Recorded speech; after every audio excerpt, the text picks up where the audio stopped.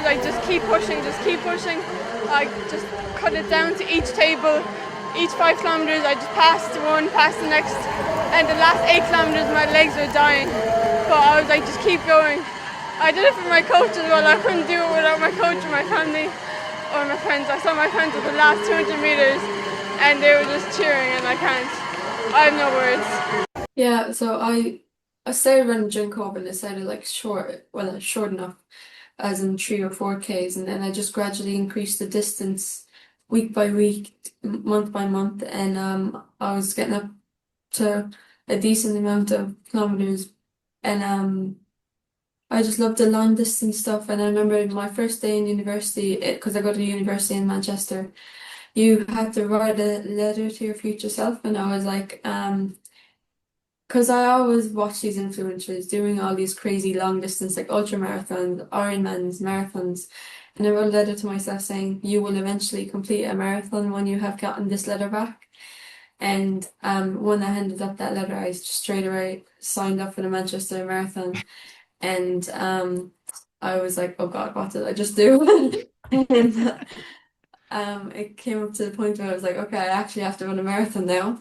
So I was just going in, I was just like, oh, I'll try it. And I remember going out in Manchester doing the marathon.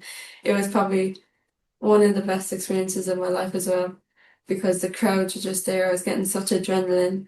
I remember stopping my watch and seeing 2:49 and I couldn't believe my eyes. I was like, what?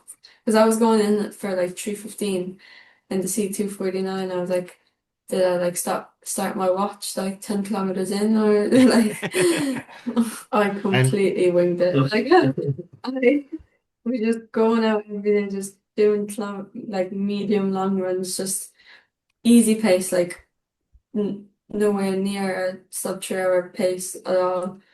And I remember it was like 3 or 4 weeks before. No, it was like, yeah, it was 3 or 4 weeks before it. And I remember seeing all these TikTokers doing all these sessions to get a sub three, and I was not doing any of them. So that's why I was saying to my head, I can't do it because I haven't done any of these sessions. I wouldn't even be able to do these sessions.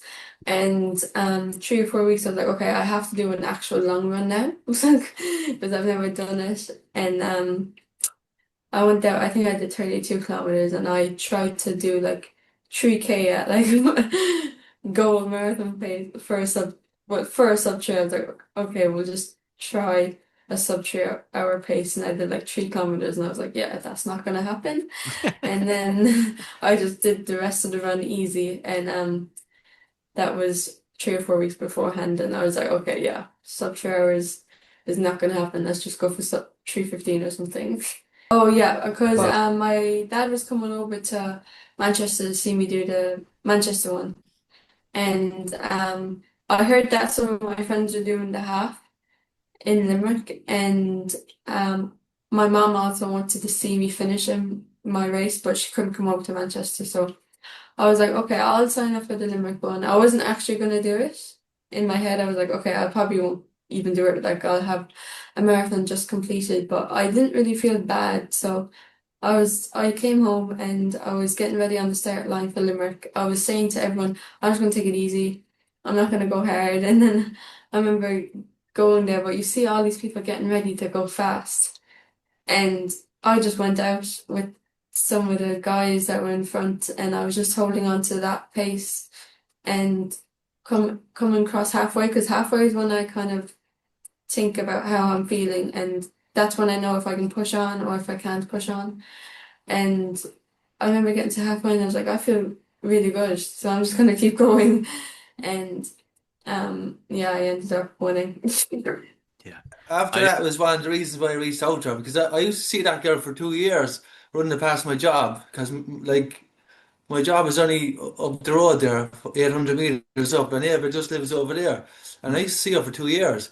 And it wasn't until I seen her on TikTok after the Limerick race that I said, oh, that's that girl who just jogs past my work. And I would have seen her when I was doing my own sessions, never knew who she was.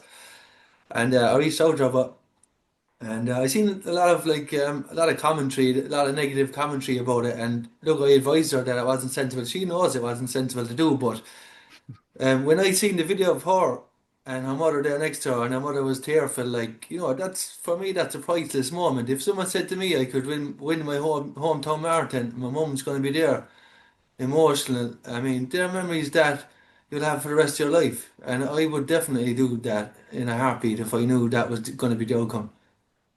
John knew how I trained before, and he knew how well that worked for me, how I respond to training. So he actually didn't at the beginning. He didn't introduce a huge change. Maybe like one session. It kind of really started slow, like one session a week, and then maybe two.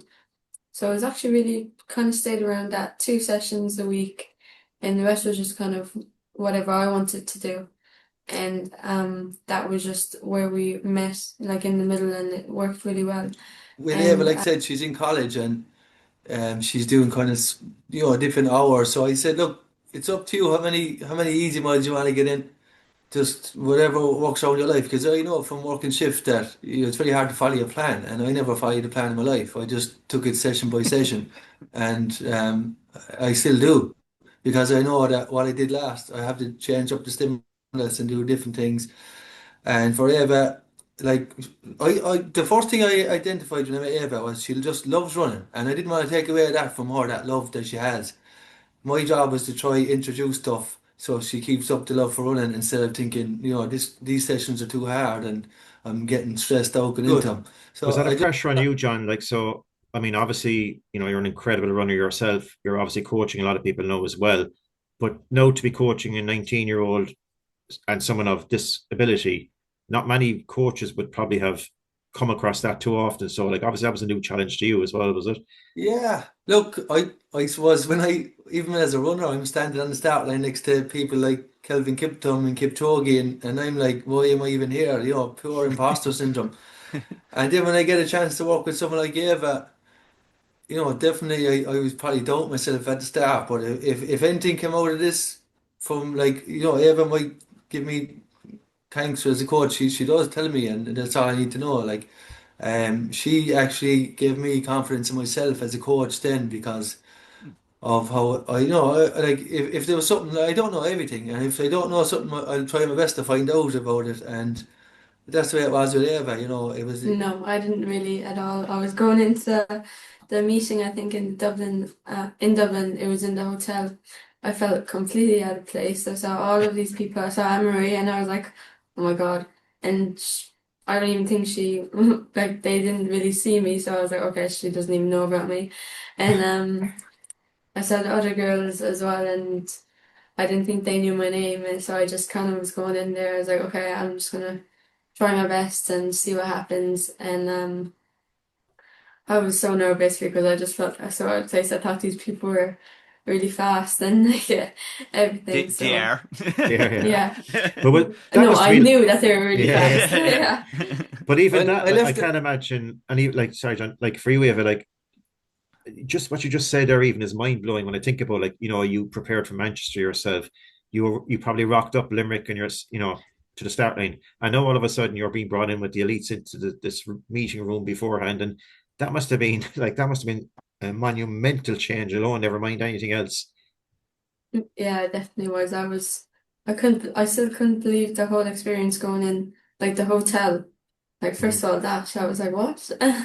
I remember I was t asking my dad like 10 times, are you sure they paid for this? Like, are you sure you didn't We're pay not for going to this? get kicked out. Yeah, yeah. Going into it, I kind of knew the paces I kind of wanted to achieve. But so Anne-Marie and I were kind of going at the same pace, so I was just staying with her, and I knew how like experienced she was. So I was like, okay, maybe if she pushes on in this in some place, it might be a good idea to push on, but I don't know. And I was just kind of we were going at the same pace, and I was just staying with her, and yeah. But and then halfway, I was kind of thinking about how do I feel, like really listening to my body, like trying to see how my stomach feels, see how my legs feel. And at that stage I was like, okay, I feel good, so I might push on a bit.